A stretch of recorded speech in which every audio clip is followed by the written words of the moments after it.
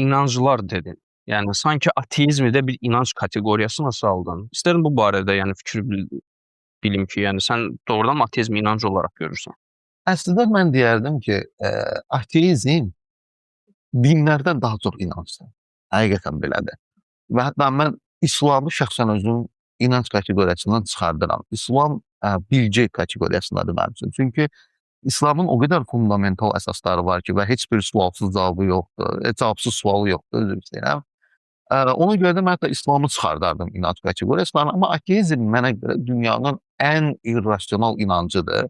Niyə görə? Çünki Tanrı yoxdur iddiasına heç vaxt sübutu verilə bilməz. Bu mümkün deyil. Elə buradan ilk addımdan ateizmin irrasional bir inanc olduğunu gördük. Neynir ateistlər?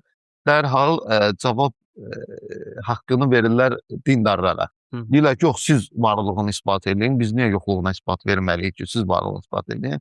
Varlığına ispat yoxdursa, deməli yoxluğu daha rasionaldır. Bu argumentin özü də çırpılmalı argument, evidentializm deyirlər fəlsəfəsinə, buna girmək istəmirəm, mövzumuz bu deyil. Həm də ki, ateizm inanclar, yəni dindən sonra yaranmış bir şey də olaraq, yəni iddianı birinci o gətirmiş olur da ki, yoxdur iddiasını və isbat etməyə də olmaz. Onsuz da yoxluğun sübutu verilməlidir. Bəzi ateistlər çox səhv anlayırlar, elə başa düşürlər ki, yoxluğun isbatı yoxdur. Belə bir şey yoxdur. Zaten məntiq elminin özü belə yoxluğu ispat edən bir elmdir. Yəni yoxluğun isbatı verilə bilir, amma hansı yoxluğu?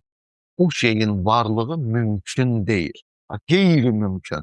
Bunun yoxluğu verilə bilər, amma bir şeyin varlığı mümkündür. Məsələn, mən desəm ki, elmi, mənim cibimdə 10 manat pul var. Sən bunun yoxluğunu mənə sübut edə bilərsən. Bu mümkün bir haldır, bəli. Amma mən desəm ki, elmi, mənim cibimdə, məsələn, Almanların 2-ci Dünya müharibəsində istifadə elədiyi tank var, Panter var, Panter tank. Bunu təbii ki, sən mənə yoxluğunu ispat edərsən. Neynə? Məsələn, tankın ölçüsündə mənim cib ölçülərim uyğun deyil, tankın ağırlığını mən daşıya bilmərəm. Yəni, yoxluğunu mənə sübut edə bilərsən, amma söhbət əgər mümkün bir şeydən gelirsə və yaxud bir də var ki, bu mütləqdir, yəni varlığı. Məsələn, cibində hava var. Yəni, bu reallıqdır ki, biz dünyada yaşayırıq, amma cibinin içində də hava olmalıdır mütləq formada. Bu zəruridir, mütləqdir, olmalıdır. Bir var mümkün, məsələn, 5 manat ola da bilər, olmaya da bilər. Bunun varlığının, yoxluğunu ispat eləmək olmaq çətindir. Və bir də var qeyri-mümkün. Bu, əlbəttə ki, əgər bir ateist, yəni, zaten ateistin iddiası bu olmalıdır. Ateist deməlidir ki, Tanrının varlığı qeyri-mümkündür. Niyə görə? Çünki adam inanmır. Deyir, Allah yox.